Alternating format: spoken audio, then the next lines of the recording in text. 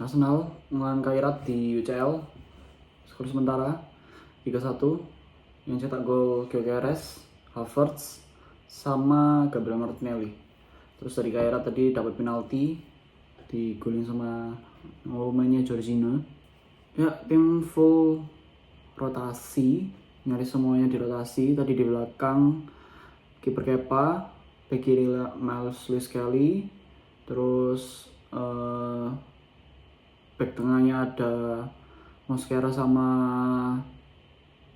Calafiori habis balik dari cedera. Tadi kelihatan Calafiori sangat, ya baru cedera ya, kelihatan apa ngomongnya, kelihatan kaku. Kontrolnya kurang bagus, umpannya nggak apa-apa sih, kontrolnya aja sih kayaknya banyak yang kelepasan first touch-nya gitu. Terus back kanannya ada Ben White, di tengah ada Norgard, Eze sama Havertz. Sayapnya ada Martinelli sama Anoni Madueke. Terus di depan ada Gyökeres. Gol pertama nggak lama dari Gyökeres. Tendangannya bagus, lumayan bagus di luar kotak penalti. Finishingnya di pojok bawah gawang.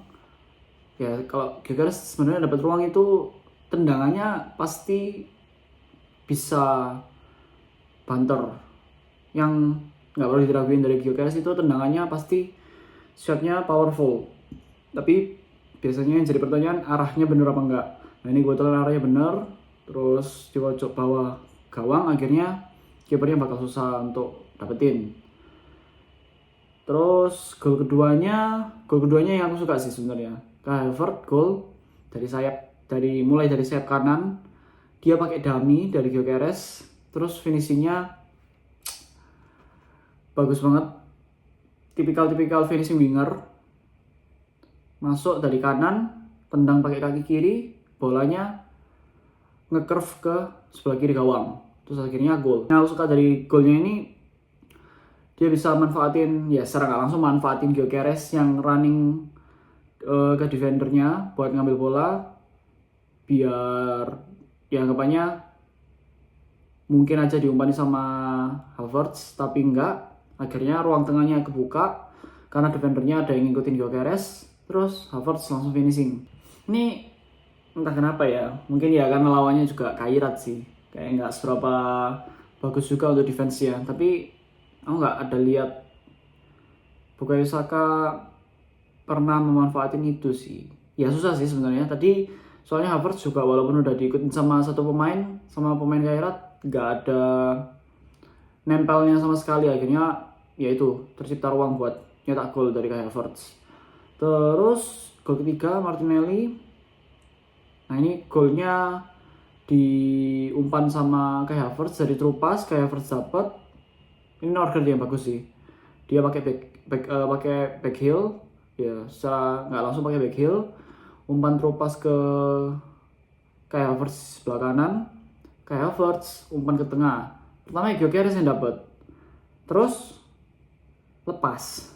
Akhirnya dimasukin sama Gabriel Martinelli. Untungnya ada Gabriel Martinelli di belakang, tapi Gyökeres untuk goal tap in ini rada susah juga sih. Tadi beberapa kali dapat momen buat tinggal tap in, nggak masuk. Terus tadi ada yang terupas, Gyökeres sudah nendang lambung untuk melewati kipernya, kurang banter. Kalau itu ya itu kayaknya 50-50 sih. Soalnya pasti powernya berkurang kalau di bolanya dilambungin.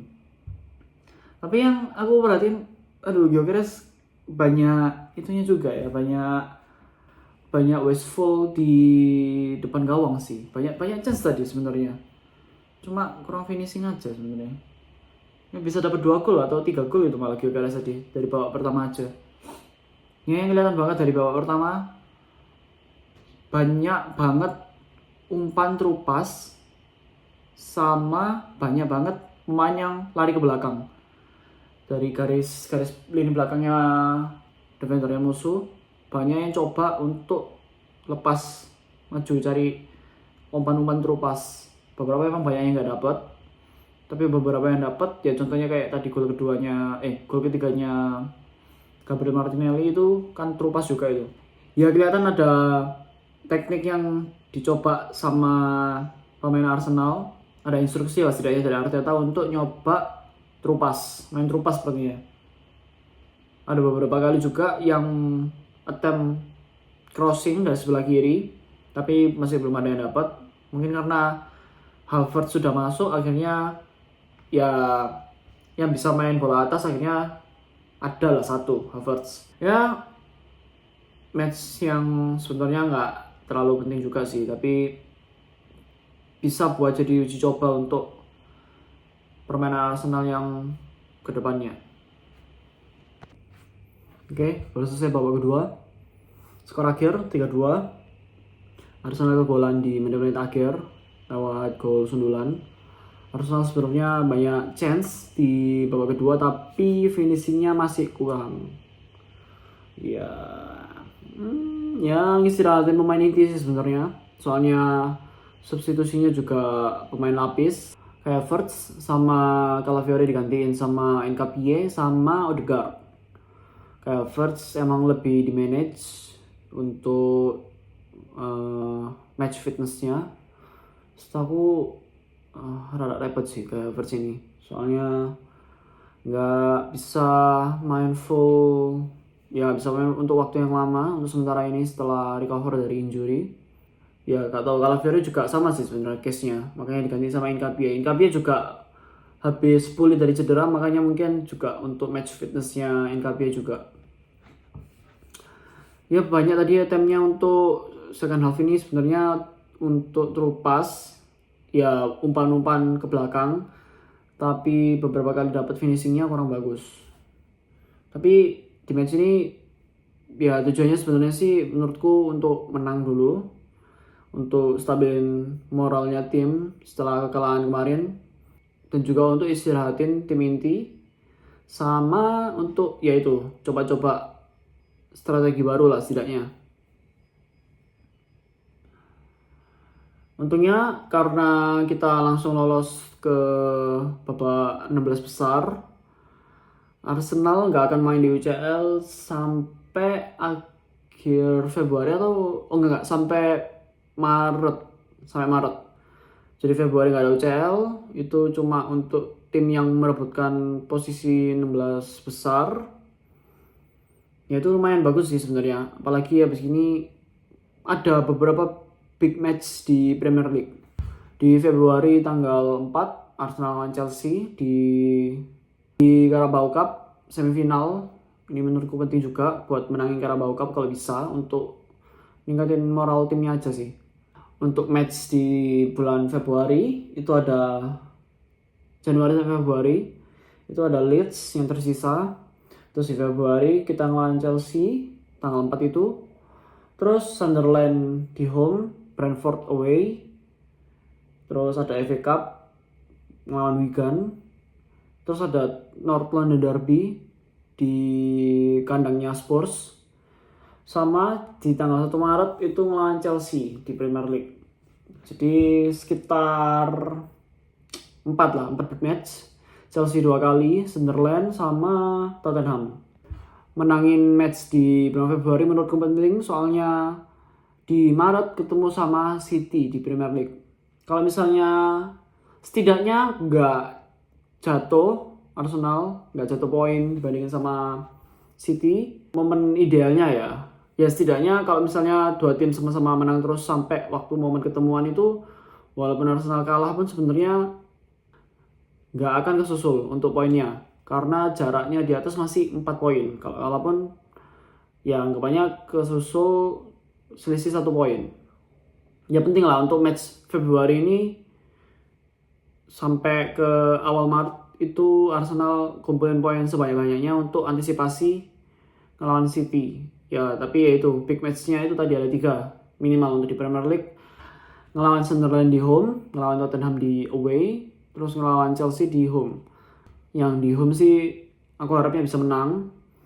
Terus Tottenham di away ini sebenarnya harusnya bisa sih, soalnya Tottenham memang squadnya nggak full fit. Terus juga away recordnya, maksudku home recordnya untuk Tottenham juga nggak seberapa bagus. Ya, yang positif dari match ini, Havertz sudah balik dan dia langsung ciptain. Tadi aku lihat ternyata 1 gol 2 assist. Dari 3 gol yang diciptain Arsenal semua ada kontribusinya ke Havertz. Jadi emang kita kehilangan pemain ini untuk setengah musim ini. Kalau misalnya baru mulai di Januari akhir ini. Ya, sangat penting figur kayak Havertz buat penyerangannya kita. Moga abis ini bisa sedikit demi sedikit diintegrasikan kembali kayak Havertz di tim. Karena Gyökeres sama kayak Havertz kalau main berdua sebenarnya juga saling menguntungkan. Nggak saling yang kayak sikut-sikutan untuk posisi striker. Soalnya mereka berdua tipe pemain yang berbeda.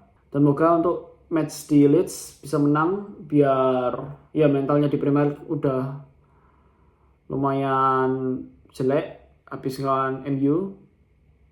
Ya biar bisa recovery lagi lah mentalnya. Dan coba kumpulin poin lagi untuk nambah jarak di atas. Ya nggak banyak yang bisa dikomen sih di match ini. Pemainnya emang banyak yang coba-coba sih. Kayak through pass, crossing juga tadi udah banyak. Crossing ke tengah lapangan, ngincer sundulan. Tapi masih nggak dapet. Terus beberapa kali umpan lambung ke depan. Through pass tapi lambung. Sempat yang tadi golnya Gabriel Jesus di rule out karena offside, umpan dari Norgard. Jadi banyak attempt buat umpan-umpan yang lebih risky lah daripada biasanya Arsenal main yang dominan banget.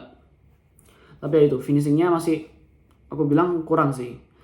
Mulai dari Noni Madueke itu chance-nya banyak. Gabriel Jesus tadi udah dapat lumayan banyak.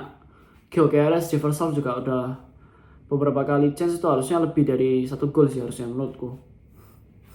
Kayak versi yang sangat efektif tadi di first half.